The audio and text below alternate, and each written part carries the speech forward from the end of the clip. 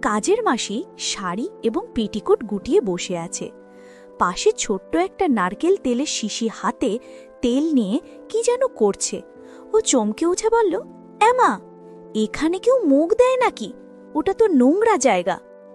সেদিন আমার সাথে যা হলো তা কোনোদিন ভুলব না। আমার নাম পুলাক, একটা কোম্পানিতে ম্যানেজারের দায়িত্বে আছি। বাড়িতে আমি আর আমার ছেলে থাকি। আর একজন থাকে, তবে সে আমার বাড়ির কাজের মাসি বন্দনাদি। তার প্রায় 50 বছর বয়স। তার 2 ছেলে, দুজনেরই বিয়ে হয়ে গেছে। আমি বন্দনাদের চেয়ে বয়সে অনেক ছোট, প্রায় তার ছেলেরই বয়সী, তাই সে আমার নাম ধরে পুলক বলেই ডাকে। ওকে দেখলেই আমার কেমন একটা অনুভূতি হয়। বন্দনাদিকে দেখে মনেই হতো না ওই তা বয়স। মোটামুটি স্বাস্থ্যবান, না মোটা না রোগা, শুধু চুলে একটু পাক ধরা ছাড়া বয়সের কোনো লক্ষণই বন্দনাদির ছিল না। গাছের কাঁঠাল বেশ বড়, এরকম সুস্বাদু কাঁঠাল যে কারো খেতে মনে চায়। বন্দনাদি যখন উবু হয়ে বসে ঘর মুছত, তখন তার দিকে তাকিয়ে থাকতে আমার খুব ভালো লাগত। বাসন মাজার সময় প্রায়শই বন্দনাদির শাড়ির আঁচলটা অগোছালো হয়ে যেত। কাজের কারণে সেদিকে তার কোনো খেয়াল নেই। অভাবের সংসারে যেখানে নুন আনতে পান্তা ফোড়ায়, বন্দনাদির পক্ষে দামি ব্লাউজ, শাড়ি, পেটিকোট আর অন্যান্য পোশাক পরার বিলাসিতা কখনই সম্ভব ছিল না। তাই পুরনো জামাকাপড় বছরের পর বছর চালিয়ে যায়। খেয়াল করতাম কোনো শাড়ির আঁচলের সুতো উঠে গেছে, নয়তো কয়েক জায়গায় ছিঁড়ে গেছে। কিছু কাপড়ের হুক 2-1টা নষ্ট হতো, নয়তো টাইট হতো। তার প্রতি সবসময় একটা টান অনুভব করতাম। শুনেছিলাম বন্দনাদির প্রায় 55 বছর বয়স। বয়সের ভারের কারণে তার দ্বারা কিছুই হয় না, যে কারণে বন্দনাদির চোখে মুখে মাঝে মধ্যেই বিরক্তির ছাপ বোঝা যায়। একদিন লক্ষ্য করলাম বন্দনাদি দরজা ভেজিয়ে ঘর মুছছে। মনে একটু কৌতূহল হলো, তাই আমি দরজার আড়াল থেকে ভিতরের দৃশ্য দেখতে লাগলাম। আমার মাথা ঘুরে গেল। দেখি বন্দনাদির শাড়ি এবং পেটিকোট গুটিয়ে বসে আছে। পাশে ছোট্ট একটা নারকেল তেলের শিশি হাতে তেল নিয়ে কি যেন করছে। ওহ! চমকে উঠে বলল, এমা, এখানে কেউ মুখ দেয় নাকি? ওটা তো নোংরা জায়গা। কয়েকদিনের মধ্যে আমি আবার লক্ষ্য করলাম বন্দনাদি ফ্রিজ থেকে কিছু বের করার সময় একটা শসা মাটিতে পড়ে গেছে, যেটা কেউ লক্ষ্য করেনি। বন্দনাদি সেটা তুলে শাড়ির আঁচলে লুকিয়ে রাখল। আমি ভাবলাম ওর খিদে পেতে থাকতে পারে, তাই কাজের শেষে শসাটা খাবে। কিছুক্ষণ বাদে বন্দনাদি ঘর মুছতে গেল আর দরজাটা ভেজিয়ে দিল। আমি আবার দরজার ফাঁক দিয়ে ভিতরে উঁকি মারলাম। ভিতরের দৃশ্য দেখে আমি সত্যি সত্যি চমকে উঠলাম। আমি দেখলাম আজও বন্দনাদি আগের মতো বসে আছে, হাতে সেই শসা ধরে রেখেছে। অদ্ভুত কাজকর্ম দেখে আমার অবস্থা খারাপ হয়ে গেল। মিনিট 10 বাদে হঠাৎ বন্দনাদি ফ্লোর খামচে ধরে স্থির হয়ে রইল। আমি কোনোভাবে ওইখান থেকে পালিয়ে বাথরুমে চলে গেলাম। কিছুক্ষণ বাদে আমিও ফ্রেশ হয়ে বেরোলাম। এই ঘটনার পর থেকে আমার মনের মধ্যে বন্দনাদিকে নিয়ে নানান চিন্তা ঘুরপাক খেতে থাকে। কিছু বুঝে উঠতে পারছিলাম না কিভাবে কি করব, কিন্তু ওর সাথে আমার বয়সের ব্যবধান এতটাই ছিল যে আমি ওকে এই প্রস্তাব দেবার সাহস পাচ্ছিলাম না। একদিন সাহস করে বন্দনাদিকে বললাম, বন্দনাদি, সিনেমা দেখতে যাবে? শুধু তুমি আর আমি সিনেমা দেখব? বন্দনাদি বলল, হ্যাঁ যাব। তুমি নিয়ে যাবে? কাজের চাপে কতদিন সিনেমা দেখিনি, কবে যাবে বলো? আমি বললাম, আগামীকাল আমার বাড়িতে লোক থাকবে না, তাই কালই যাব। আমি বাড়ি থেকে বেশ কিছু দূরে একটা সিনেমা হলে চলতে থাকা একটা হিন্দি সিনেমার টিকিট কেটে রাখলাম। পরের দিন বন্দনাদি একটু সেজে গুজেই এলো। আমি সেদিন ওকে আমার বাড়ির কাজ করতে বারণ করলাম এবং ওকে তখনই বেরিয়ে পড়লাম। সিনেমা হলে ফাঁকা জায়গা দেখে দুজনে পাশাপাশি বসলাম। সিনেমা শুরু হলো, তখন হলে অন্ধকার হয়ে গেল। একটু ক্ষুধা অনুভব করায় 2টো ডাব ধরলাম খাবার জন্য, কিন্তু খুব একটা প্রতিবাদ করল না। আমার সাহস বেড়ে গেল। বন্দনাদি বলল, পুলক, কি করছে বলো তো? কেউ দেখলে কি ভাববে? আমি বললাম, কেউ দেখতে পাবে না গো, তাছাড়া তোমারও তো ভালো লাগছে। বন্দনাদি কৃত্রিম রাগ দেখিয়ে বলল, ভালো লাগলে সে কাজটা করতে হবে নাকি? জানো আমি বয়সে তোমার চেয়ে কত বড়? তুমি আমার ছেলের মতো, তাছাড়া এটা ঠিক না। আমি বললাম, বন্দনাদি, এসব কোনো ব্যাপার না, সবকিছু বয়স দেখে হয় না। আমি জানি তোমার অনেক ইচ্ছা আকাঙ্ক্ষার শখ আছে, আর আমারও ইচ্ছা আছে। বন্দনাদি আর কিছু বলল না। আমি আমার ব্যাগে একটা শসা নিয়ে গেছিলাম। আমি ব্যাগ থেকে শসাটা বের করলাম। বন্দনাদি বলল, এটা কি আমায় খাওয়ানোর জন্য নিয়ে এসেছো? আমি মুচকি হেসে বললাম, না গো, ঠিক খাওয়ানোর জন্য নয়, আমি এটা এনেছি অন্য কারণে, একটু পরেই বুঝতে পারবে। বন্দনাদি বলল, তার মানে তুমি কি বলতে চাইছো? আমি বললাম, একদিন তুমি আমাদের বাড়িতে ঘর মুছতে গিয়ে শশা দিয়ে যে কাজটা করেছিলে সেটা আমি লুকিয়ে লুকিয়ে দেখেছিলাম। বন্দনাদি আমার কথা শুনে একটু লজ্জা পেল। কিছুক্ষণ পর মনতা ভেঙে বলল, হ্যাঁ, ঠিকই দেখেছ। কি করব, আমার বরের 85 বছর বয়স হয়ে গেছে, এখন আর আগের মতো কোনো কিছুই পারে না, আমার কষ্ট কেউ বোঝে না। আমি বললাম, বন্দনাদি, একটা কথা বলবো, রাগ করবে না তো? তুমি আমাকে একটা সুযোগ দাও, আমার কাছে জাদুর লাঠি আছে, তুমি জাদুর লাঠিটা ব্যবহার করে দেখো, দেখবে তোমার মন ভরে যাবে, তোমার খুব মজা লাগবে। বন্দনাদি বলল, না না, তোমার বউ জানতে পারলে আমায় খুন করে দেবে। আমি জবাব দিলাম, আমি ওকে কিছুই জানতে বা বুঝতে দেব না, যা হবে সব কিছুই চুপি চুপি। বন্দনাদি আর কিছুই বলল না। আমি এবার আশীর্বাদ করলাম। কিছুক্ষণ যেতেই কেমন ভাবে যেন কেঁপে উঠল বন্দনাদি। আমার মনে হলো জল ফেলেছে, এমনভাবে ফেলেছে যে সামনে সিটে গিয়ে পড়ল। ভাগ্যিস ওই সময় ওই সিটে কোনো দর্শক ছিল না। দীর্ঘশ্বাস ছেড়ে বলল, এভাবে আশীর্বাদ করতে নেই, তুমি পরের বার জাদুর লাঠি দিয়ে আশীর্বাদ করবে। কিন্তু আমি বললাম, সুযোগ পেলে আগামীকালই করব।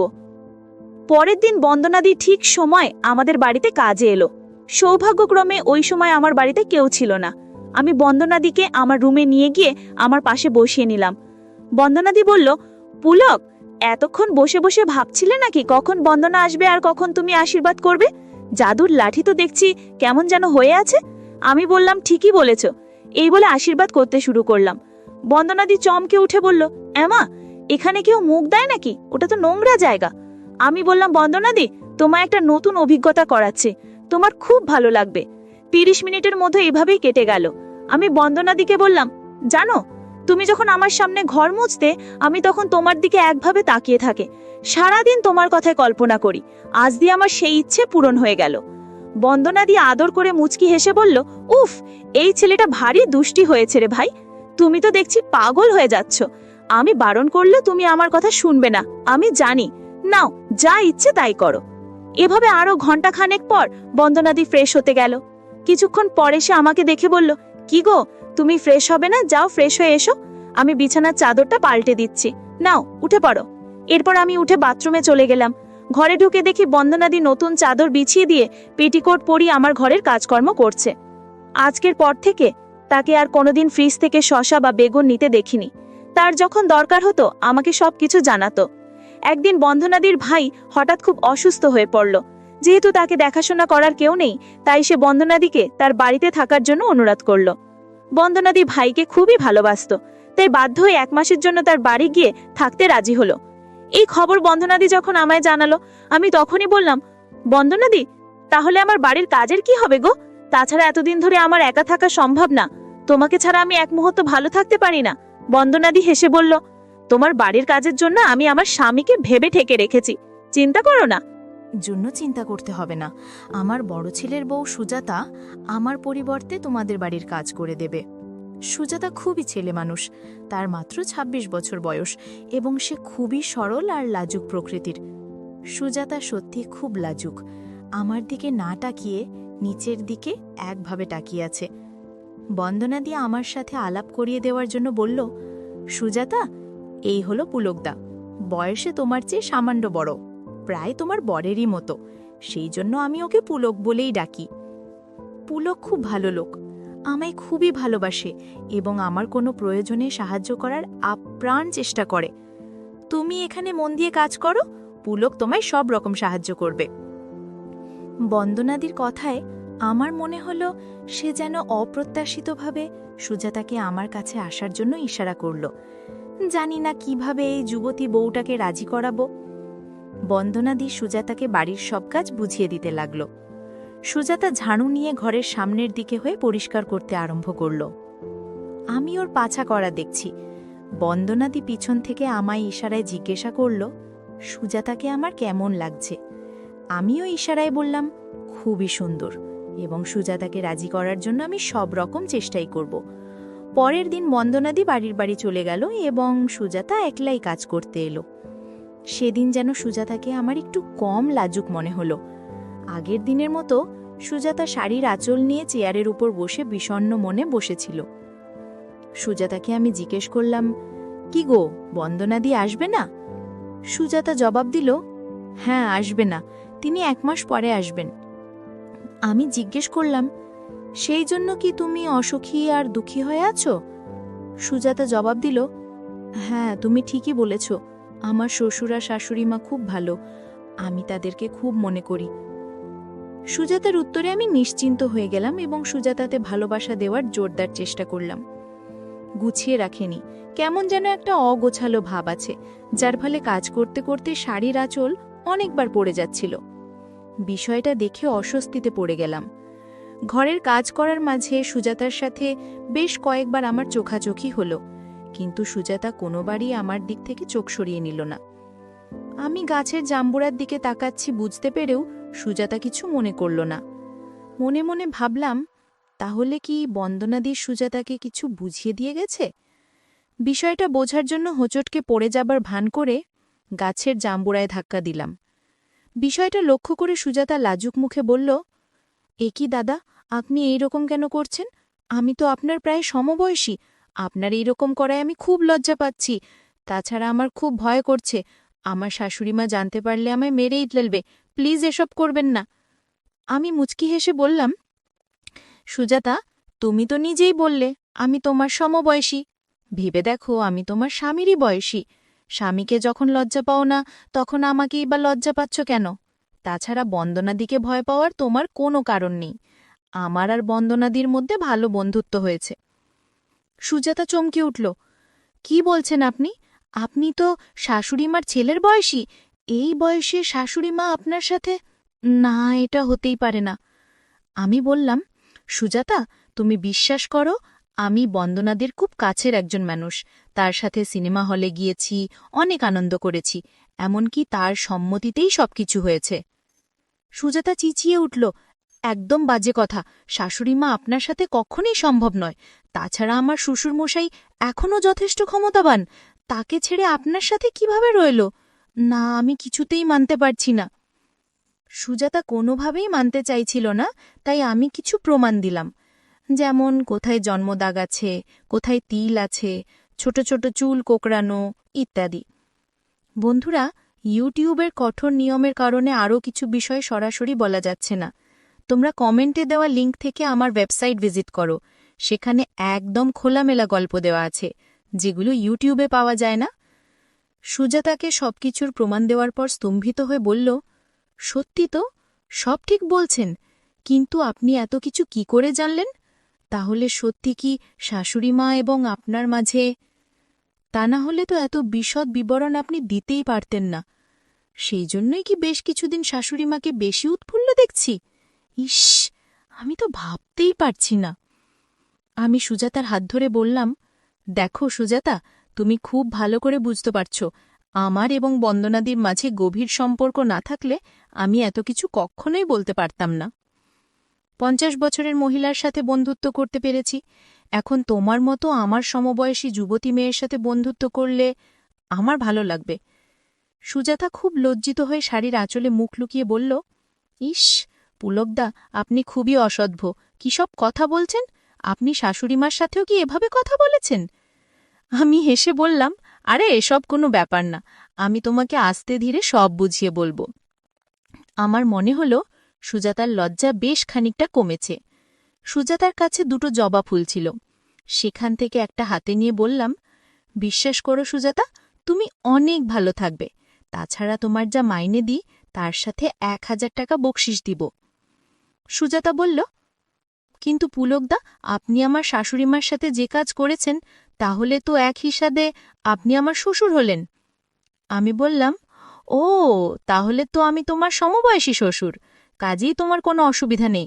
আর হ্যাঁ, এইভাবে আমায় পুলকদা আপনি বলে ডেকো না। আমরা যখন বন্ধু, তখন আমাদের মধ্যে কেউ বড় বা কেউ ছোট নেয়, দুজনেই সমান, সেই জন্য আমি নাম ধরে তুমি করেই ডাকো।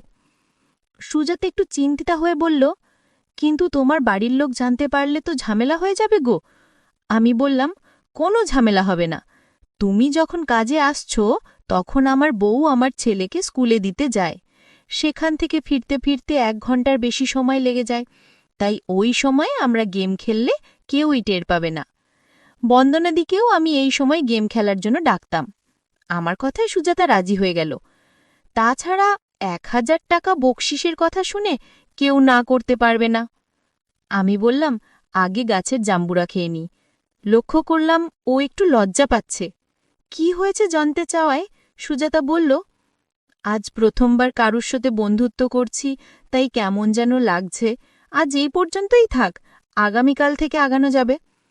আমি বললাম, না বাবু, আমরা যখন এগিয়েই পড়েছি তাহলে আজ আর আগামীকালে কি তফাৎ?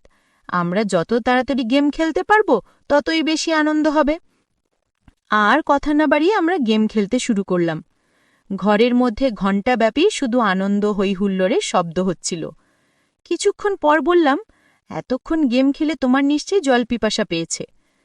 সুজাতা বলল, হ্যাঁ হ্যাঁ, দাও দাও। ওর কথা শুনে আমি 1 গ্লাস জল দিলাম। সুজাতা তৃপ্তি করে জল খেয়ে নিল। আমি বললাম, দুপুর 10টা বাজতে চলেছে, তোমার বৌদি এক্ষুনি চলে আসবে। তুমি তাড়াতাড়ি ঘর গুছিয়ে নাও, আমি ততক্ষণে ফ্রেশ হয়ে আসি। বলে বাথরুমে চলে গেলাম। এইদিকে সুজাতা তড়িঘড়ি করে সব গুছিয়ে নিল। আমি একটু পর বাথরুম থেকে বেরিয়ে এলাম। সুজাতা শাড়ি ব্লাউজ পরার পর মুচকি হেসে আমায় জিজ্ঞেস করল, পুলকদা, এবার তাহলে আমি ঘরের কাজ আরম্ভ করি? বৌদি মনে হয় এক্ষুনি চলে আসবে। ওর সামনে তো পুলকদা আপনি করেই কথা বলতে হবে, তাই অভ্যাস করছি। আর শুনুন, আগামীকাল সকালে আবার গেম খেলবেন কিন্তু, আমার খুব ভালো লাগছে। আমি বললাম, ও মা, তাই নাকি? এবার বুঝতে পারছো তো বন্দনাদি কেন আমার সাথে বন্ধুত্ব করেছে? শাশুড়ি ও বৌমার একরকম পছন্দ। পরের দিনও আমি আর সুজাতা অনেক আনন্দ করেছি। প্রায় 1.5 মাস বাদে বন্দনাদি আমাদের বাড়ির কাজে যোগ দিয়েছিল। এই 1.5 মাসে কত কি হয়েছে তা বলে বোঝানো যাবে না। এখন যেহেতু বন্দনাদি চলে এসেছে, তাই সুজাতাকে বিদায় দিতে হলো। তবে মাঝে মাঝে যখন আমার বউ বাড়ির পাড়ে যায়, সেদিন বন্দনাদি আর সুজাতা দুজনকেই আমার বাড়িতে আসতে বলি। বেশ ভালোই দিন কাটতে লাগলো।